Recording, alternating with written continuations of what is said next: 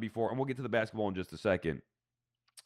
The Super Bowl is always special, and if you haven't had the opportunity to be to a Super Bowl, and very few people, I guess, have, maybe I shouldn't say that, not very few people, but the majority of sports fans don't ever experience going to a Super Bowl. I was fortunate enough to go to a Super Bowl. I have the ticket still behind me somewhere. Super Bowl 42. Francesca took, it was Mike and Chris, but I think it was more Mike bought the ticket. And I was out there, we actually flew back on his private plane. It was a great experience. I'm not trying to flex here. I'm just giving you my experience with the Super Bowl. But I always say the same thing. Even though it was a historic Super Bowl and the Giants won, beating the previously undefeated Patriots, the best part about going to the Super Bowl was saying that I went to the Super Bowl. The actual experience itself is not great. The huge lines, the extra security, the atmosphere, the number one thing at a sporting event, I think that's what takes away from the Super Bowl overall, not just about going to it, but what takes away from the game is there's no great atmosphere. It's an exhibition-like atmosphere. And whether you're there or watching it on TV like the majority of us, you don't feel the atmosphere that you want. And I think it's gotten even worse as the years go on. It's always about everything else. The most talked about thing is Bad Bunny in the halftime show. It's not Sam Darnold or the Patriots. So, look, I'll be into the game once it gets going on here. I'm going to pick the Patriots. I don't see how that line keeps going the other way. I think foolishly people are getting sucked into Seattle here. I think all respect to McDonald, I think the better coach is Vrabel. He's been doing it longer. He had success with Tennessee. Now he's gotten over the hump with New England. They're saying all the right things. They're still being overlooked. I think they have the better quarterback. Better coach, better quarterback. Stop there. Drake May is better than Sam Darnold. Sam Darnold may be better than I thought that he was. He's still not Drake May. Drake May hasn't been great in the postseason so far, but he's gotten better each game. And even with Seattle's, tough defense, Seattle away from home, I don't think is going to be as good as they were. Whereas New England, I think their game is going to transfer everywhere. Now, Seattle's dangerous. Kickoff returns, defense-wise. Darnold, like we said, if he's on his game, he's very good. But also, if he's not on his game, he can make mistakes that can change the whole thing around. New England, to me, is the better group, the tougher team, the right mentality. Even though they're not experienced as a group, Vrabel has enough experience as a coach in the postseason, as a player in the Super Bowl. They know what they're doing. So the fact that I think they're winning the game outright. And the fact that you're getting 4.5 points, give me New England in what I don't know if it's going to be some great epic game, but let's just hope that it's an entertaining game and ultimately you win your boxes or you win your props and all things like that. Bada Booms, you had a question for me? I mean, did I answer it about going to the Super Bowl? I have to blow my nose here, so go ahead. You could fill here for a second. Oh, that's what I'm great at doing, and that's what the people love, Sal. No, I'm just busting balls. I don't want to hype myself up too much. I did have a question. I noticed all the clips feature you, but go ahead. All right, we're not doing that again, dude. That was weird. I did that segment. Let's not reheat the nachos. You're getting ripped. You're getting ripped for your Super Bowl party. Gabagool and Stromboli. Yeah, well, the Paisans will be up in there and they'll be showing love as they always do. Us Paisans always have each other's backs. Hey, if we have my back. If we hang out tomorrow, we're thinking about going to 80s Wrestling Con because it's like 10 minutes from my house. So Bada Booms come hang out, and my buddy Brian Myers is going to be there. So maybe we'll have some digital content. Maybe talk to Demolition. Who else did I send that we might have access? Oh, Sergeant Slaughter. BT and I had him in studio once. No shot of Chelsea Green being there, right? I don't believe so. It's an 80s thing. We could try to get Chelsea Green on. She's over Cardona right now, was dude. there, and dude, she's so over. I saw a comment. I think it was Helms, Gregory Helms. Is that his name? No, Shane. Gregory Helms is the famous actor, right? Yes. Yeah. Don't pretend that you know if you don't know. Wait, hold on. No, but the name sounds so familiar that No, is it Gregory Peck? No, Gregory Helms is his real name. Oh, okay. So Gregory Peck. You're using shoot actor. names now. You okay. muck. Whatever. So this dude Helms, who I guess used to be a writer, said that she will be the women's champion at some point. No, he still is a writer. He's a producer now. Oh, whatever. I think he's right. So you saw the stuff on Unreal where they were talking about how she's never that top girl. I don't get it, man. She's fantastic. She draws your attention the second she does something. I was there that Saturday Night Main Event where she won the first ever women's U.S. champion. It was great. On the island, right? I've been a fan of hers because I'm a friend of Myers, Cardona, who's a friend with Cardona, and then I've hung out with him and I've messaged with him. Both really good dudes. I love their podcast, the Major Wrestling Figure Podcast. Loved it. I kind of got away from the collecting a little bit because it became obsessed with it, and then it And you became got too busy. fired. No, before that, actually, when I got hired, like the overnights, maybe on the overnights, I was still collecting a little bit. Once the midday started, like I had no time for anything. Now that I have some free time, I'm back in, but it's just I don't have as much money. So I anyway, think they're shooting an angle on that.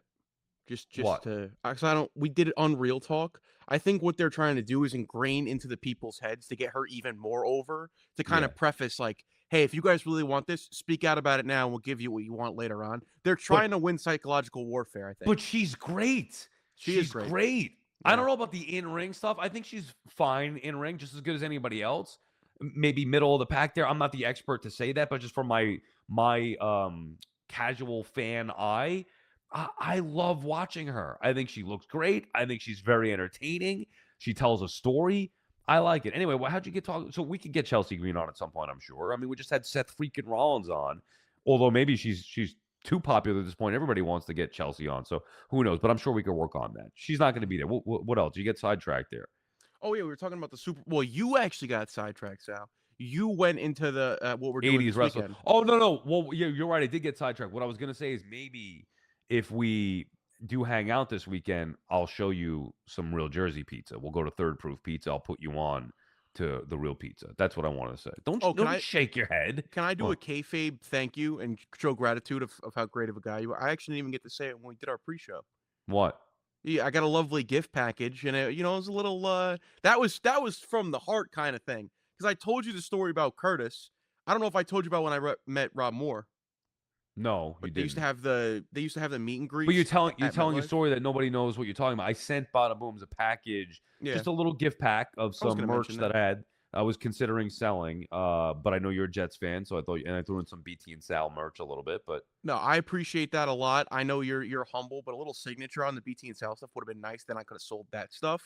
But bring it to me and BT. We'll both sign it for you and not the authenticate it. Jet, the Jet one. The Jet one's gonna go in the mantle with our. We have a Jet shrine in the mantle where we watch the games. Curtis Martin, potentially game used jersey. Rob Moore, I believe game used jersey and also signed. They're like authentic, player made, all that different stuff. Yes, that was my So gift to you, by the way. I looked that jersey up because I was trying to see if I could find the specific game because they have ways of tracking it. Mm-hmm. And I thought at first when I saw the jersey that it was from the infamous snow game against Pittsburgh, and I started to freak out a little bit. I'm like, bro, this is insane. I probably It wouldn't was. have sent you that one. I would have sold that. But I don't think you would have known the difference. You're not a real Jet fan, but you're not even a Jet fan at all. It doesn't mean anything to you. Here's something that's gonna knock you on your socks. I was rooting for the Jets before you were born. So don't give me I'm not a That's real not Jet true. fan. That's not true. That's It not is true. true. That's not true. That's It not is true. true. That's not true. Sal, that's not Sal. Don't It don't is start. Don't literally start. factually true. I'm I not gonna was get my rooting for stuff the in. New York Jets. Stop. No, Stop. That's not I true. was That's not rooting true. for the New York Jets before you were born. What year were you born? I no. You're gonna What miss the year were point you here. born? I was born in 03. Okay, I was rooting for the Jets when they had Parcells. Do you know what year that was? Look it 1998, up. bro. Yeah. Don't tell me what year it is. Of course I do. Okay, so I'm saying literally, I'm not saying I'm a big Jet fan like you or as big a Jet fan. I'm saying there's nothing you could do about it, Bada Booms. You got to rest on this one. I was literally rooting for the Jets before you were born. So I was created from my father. I was created from my father. He was created from his father. This is the third or fourth generation of this fandom. Technically, I was rooting for the Jets since 1967. Technically, if we're going to speak technically, I was born and they noticed a little spot of blood on my arm when I came out as a baby. And they said, "Why is his blood green?" I said, I obviously couldn't say anything. I can't speak, but they got the implications here. This child's done for the rest of his life. He's cursed. right. He's been bestowed with the touch. What was your point? You're welcome for the jerseys. You've earned it. Now, Thank you. You going to say something about the Super Bowl?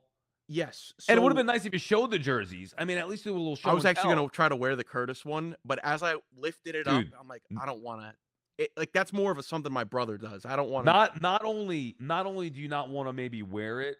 Oh, fat! I gotta stretch it out. No, dude. Those the player made jerseys, the team issued jerseys that are made for the player. I don't care if they're extra large. They're gonna be on you like you might not even be able to fit into it, and even if you were, it's gonna be sucked on you. A Is fat that guy what in a you're little saying? coat. That's what it was gonna be if I put it on. But Yeah. yes, they're designed for pads because I I noticed that bet was a real jersey, how it goes all the way down like my jerseys when I used to play. I bet you couldn't even get into the Rob Moore jersey. No, I could get into it. It wouldn't be a good sight. I You could can't definitely get get into the into Rob it. Moore jersey. No, You I could can't. definitely get into it. You want me to do it right now?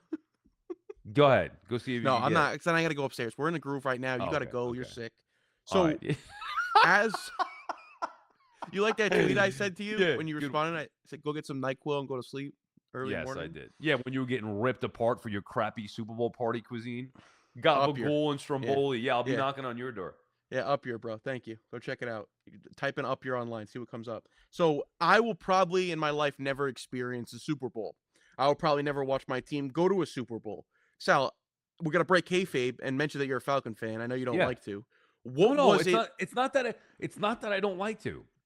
I'm proud of my Falcon fandom. It's that it's irrelevant in a lot of ways when I'm talking about New York football teams. It has nothing to do with anything. That's fair. Plus, as the years have gone on, I am way less of like I used to be locked in every game, Sunday ticket, watching the teams before Matt Ryan, before Michael Vick, before 1998. So I am a Falcons fan. Now that Matt Ryan's back with the organization, maybe I'll have a little more interest, but it's just not the same, especially after they lost the Super Bowl the way that they had that lead, 28-3, and especially after Ryan left. But now that he's back as the president. Anyway, go ahead, because You I said think this is before fascinating. '98, so you stopped Yeah. caring before they went to the Super Bowl?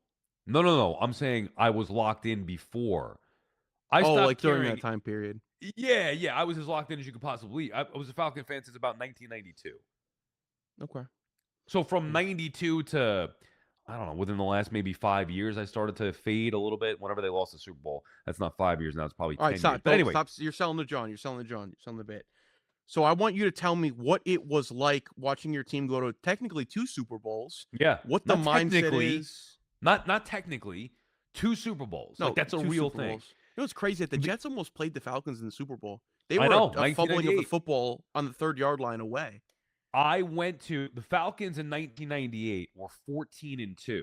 One of the losses was at MetLife against the Jets. They actually played I'm the Jets familiar and with that. Giants that year. And I went to both those games. Was it the first football? I think it was the first time I ever went to a football game.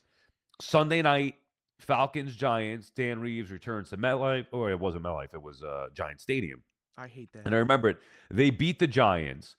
They lost to the Jets. So the Jets beat them for one of their 2 losses on the year. The other one was to the Niners, if I'm not mistaken. Steve DeBerg was the starting quarterback for the Falcons, however Wow. old he was, because Chris Chandler was hurt. Anyway, the reason why I say that is that was a magical season in the regular season. I went to 2 games. It was great to see them in person, my team, the Falcons. And that team obviously went on to the Super Bowl. The Jets fell short, losing to the Broncos. A lot of Jet fans to this day still think had they played the Falcons, they would have in fact won the Super Bowl. From a Falcon fan perspective, I wish the Jets made it because I believe the Falcons would have won the Super Bowl. But that feeling, and I don't know if you know this story, but from a fan's perspective, and we don't get to experience this enough. I know Giant fans have been fortunate enough to be in the Super Bowl quite a bit. And the multiple We'll go back Super to the Bowl Giants wins. after this. Don't sell it yet because I have another question about the Giants. Okay. But from a fan's perspective, especially one that never gets to see a Super Bowl, never even really thought that that was a possibility, I was still pretty young. And in my 1998, like I was only a fan of the team for 6 years. I was in college, just out of high school. That's like my prime fandom. Had an Eric Metcalf jersey, Jamal Anderson jersey. Like I was all into that team. Can you do the Dirty Bird real quick? One time, dude. Come on. Yeah.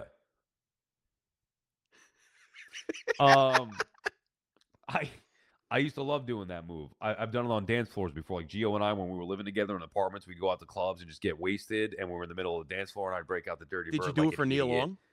Long? I would do it if she asked. I'd do anything for my Nia. Like clicking Anyway, chicken? anyway, where was I here? Oh, so Yes. Super Bowl morning. I like the build up, the 2 weeks. I couldn't get enough of it. The entire football world talking about my little Atlanta Falcons. It was foreign to me, but it was the greatest feeling ever. Basking in the glow or the glory of your team being talked about for 2 weeks. There was no better feeling, especially when it's an unknown, no-name team like that. That morning, I wake up excited for the game. No party, just my immediate family. My best friend Vin came over to watch the game. But that morning, I wake up and there was news that Falcon safety, man of the year, great player, Eugene Robinson, was arrested for soliciting a prostitute. That's the news that morning of the Super Bowl. So that kind of set the day off in the wrong tone. Then they got buried early on in that game, and it was never really a game. But the feel and excitement, all those things that I talked about, like you from a Jet fan perspective, if they ever make it, knowing that they're there. The best part about the Super Bowl is winning the AFC Championship or NFC Championship, and then knowing that you have 2 weeks of focus on your team that you're going to be on playing on the biggest stage in the world in the Super Bowl. That to me was the greatest feeling as a fan. Yeah, you're not going to probably have it, but I'm probably never going to get that. You're getting the juices flowing. So you hit 98. Let's talk about 15 because me and you were both adamantly involved in that game. Obviously, I root against the Patriots like sometimes more than I root for the Jets because of how much I hate them. Can you take me through that? I'm not saying this to clown. I genuinely want to know. Not only will I take you through it for a little bit here. Again, fans' perspective on a Super Bowl. This is how into it I was. I flew down to Atlanta back-to-back weeks. First one, divisional round, to see them beat the Seahawks. Went back for the NFC Championship game. With the Eagles?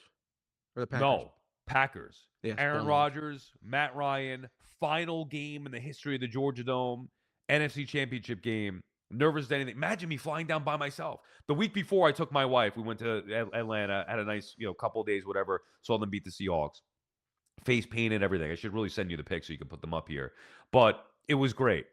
The following week, by myself, NFC Championship game, nervous as anything. And it was the second time I've been to an NFC Championship game because I flew down a few years before when they played the Niners with my mother. I went down, me and Mom's NFC Championship game. They had a 17-0 lead over the Colin Kaepernick-led 49ers. Blew the freaking game. Niners go on to the Super Bowl, lose to Joe Flacco and the Ravens and Harbaugh. That was my first experience with that. So, divisional round, next week, fly back down again. Packers, wasn't even a game. They smoked them. Probably the greatest game I've ever been to. Not as intense, but just a celebratory, oh my God, they've done it again. The Falcons are going back to the Super Bowl. Matt Ryan, MVP season, beating Aaron Rodgers and the Packers, which I was a little nervous about. Final game of the Georgia Dome was great. I considered going to the game in Houston, the Super Bowl, for whatever reason, logistically, cost. I was just like, you know what? I'm just gonna stay home and watch it. I was worried about, do I take my wife? Do I take my father? Then you're talking about an extra few grand on top of it. I just decided stay home. Thankful I did, because they ended up having the worst loss in the history of the sport. At halftime, my wife asked me, how you feeling? I turned to her and said, like a Super Bowl champion. And I thought they were going to win the game. They were dominating. I was getting texts. I went to check my phone at halftime. Text, Ray Martell, Patriots fan, congrats, this and that. Congrats. And then I sat there and watched what happened in the second half. I couldn't believe what my eyes were seeing. I couldn't believe it. I could not believe, okay, just get a stop. Oh my God, just make a play. Just convert. Julio makes that catch. They're about to kick the field goal. I think they're going to win. One of the great forgotten catches of all time, by the way. That should have sealed the deal. Patriots, even when the Patriots scored the touchdown right before they scored the 2-point conversion, I'm like, all right, just stop them from the 2-point conversion. All you have to do is stop them here and you win the game. It was just a snowball, an avalanche you could not stop. I sat up all night long watching the post game over, and I couldn't fucking believe that just happened. Why me as a fan? I felt like I am tortured. The Falcons, why do you have to hang the worst loss in the history of sport? Poor Matt Ryan. They should have won. This was it. So from that moment on, this is not like to be corny or whatever. I'm telling you the truth. A part of my fandom died with that. There's no way around it. I was older. I had other stuff going on in life. Stuff happened after that. My father got sick. Like my fandom, a part of it died that night with that horrific loss, and then just the way that life took me after that. So there you go. That's honestly my biggest nightmare, Sal. Like, you talk about people with real life problems and stuff. My biggest nightmare is that the Jets get to the Super Bowl. They're dominating in the first half, and I'm sitting there thinking like, oh my God, like this is happening. Like, I've waited my whole. If you're waiting for this moment, Sal, here it is. And to have to watch that, like, you talk about a part of it. You'll never have to worry about that. So no, exactly, you're right about that, and it's funny, haha, jokes, but you're dead serious. I want to justify you on the whole thing about the fandom dying. there was a part of me that my whole life was that hope springs eternal, hopelessly optimistic Jet fan. And September 11th, 2023, that part of my Jet fandom died forever. Like that, because I was in MetLife, I was in the stadium when that happened. I You wasn't must have even been so watching. pumped up for Rodgers. Dude, that stop they had on third down, DJ Reed batted the ball. That might have been the loudest Who'd you go sound I've with? ever Who been you had the around. game with? It was me, my brother, and my younger brother, and then my older brother, not blood related, John, and then one of his good friends, Mikey, who's a Bill fan. So he So was a bunch of outnumbered. you all fired up for the game, getting ready to go. Dude, when they Rodgers got debut. Rodgers, I was doing one of these. Like we were in the car watching Pat McAfee, and I was Putting the paint on your face? just What? no, just a tear running down Crying? my Oh. eye. Like this is Oh. beautiful. Like this Hall of Fame quarterback, wink, wink. That's never happened before. Well, from the Packers wants to come to play for me. He wants me. He wants the ugly fat We girl gotta. to go to the I dance with can't. him. I can't. I can't Me? wait. I can't wait to go to a Jet game with you this year. We got to Sal, go to he a Jet game. wants me. He wants me. And you know what happens when he shows up at the dance and walks through the double doors? He fuck. Oh, sorry, I didn't mean to cut that. Yeah, Whatever. yeah, yeah. It's okay. Yeah, yep. Fuck it, I'll say it again. He walks down. He walks in. The ballroom lights up, and he falls face first. His head hits the concrete, and he splats and explodes. Like I hate to have to relive this moment, but it's like Yeah. in my mind forever. It'll never. So where are you at with the championship games? Because I've always said this, and I just said this before. To me, the greatest day is the championship Sunday, where you're like, okay, the right to play for the Super Bowl. Still at the atmosphere, home or on the road, whatever. You had that back-to-back years. You were very young at the point. Do you remember those? You remember hearing? What was your experience with the championship games when the Jets were in back-to-back years? I remember the second set more than the first one. Now I You have were gone what, back and 7? watched those 10.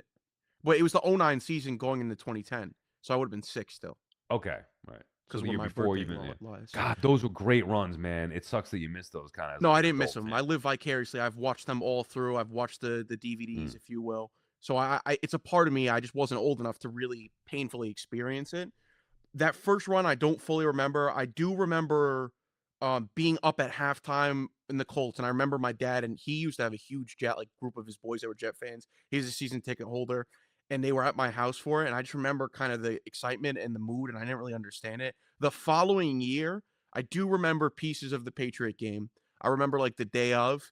I always do say my like forthcoming, my consciousness, my awakening is the fourth quarter of the Steeler game. I think that's really the first time that football kind of turned on in my brain. Because baseball, I've always said is my first love. And like '09, I do remember pieces of, just didn't emotionally affect me.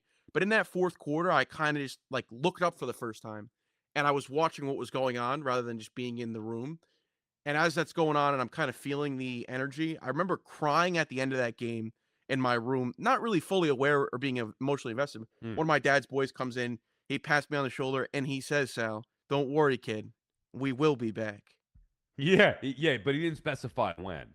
I will say that first of all, you don't know like we joke around, it's never going to happen. You don't know. It can happen at any point. I will say though, I would rather have not experienced the Falcons getting to the Super Bowl than experience the loss. Like there's always a would you rather have your team in it and experience that? The run up to it was great. But no, the answer is I'd rather them not make it than lose like that. You would rather the Jets not get there, especially the Jets. Like the Falcons are one thing, they're such an irrelevant organization, but the Jets are known as the losers in the league. Imagine they finally get to the Super Bowl and have a loss like that. Maybe I should actually root for that because then it could get the Falcons off the hook a little bit. I don't want the worst loss in the history of the sport hung on me as a fan. What did I do to deserve that? What do you worried about crying and all this stuff with the Jets and the Rodgers stuff? Well, what did I do to deserve that? The lowly Falcons? What age did you become a Falcons fan? You said you were 16 when you became a Falcons fan? No, I didn't say an age. I said like 92. So I was born in 79. So do the math. That was like 40 years ago, bro. I don't care. Yeah. All that matters is I'm a bigger Jet fan than you ever were a Falcon fan. So happy that's out of the not way true. now. That's not No, true. no, Sal, it is. It is though. It is. No, it's not. It is. No, I'll put my fandom, my prime fandom, up against anybody's at any time. My Met fandom up against Big Bad Evan Roberts, your boy, your king, your hero. My Met fandom better than his. My Falcon fandom better than yours. No, it's not. You're not a fan anymore. No, it doesn't matter. Well, when you grow up one day, maybe you'll be less of a fan too. You got 20 years to That'll go. never change, bro. Yeah, That'll you're never. okay. I'm I gonna said the have same children thing. for the purpose of instilling it in their Yeah. mind and forcing Yeah, onto it'll them. never change, bro. One of my good friends, Saratoga Wills, once was telling me, was getting engaged or whatever, and he's like, and I'm like, this is the greatest relationship ever, and he's like, things change when you get married. No, it's never gonna change, man. She's great, I'm great, this is great, never gonna change. Come on, and I took offense to that. Like you're saying, like I'm telling you it's gonna change. You're like, no, it's not. Well, Saratoga Wills was right. It does change, and it's not that it's bad, but yeah, it wasn't like it was pre-marriage. All right, let's just wrap it up here, Bada Booms. Couple of things before we say goodbye officially. Knicks Pistons tonight, huge game. Knicks obviously get Alvarado at the trade deadline. The one thing that I like about that, you could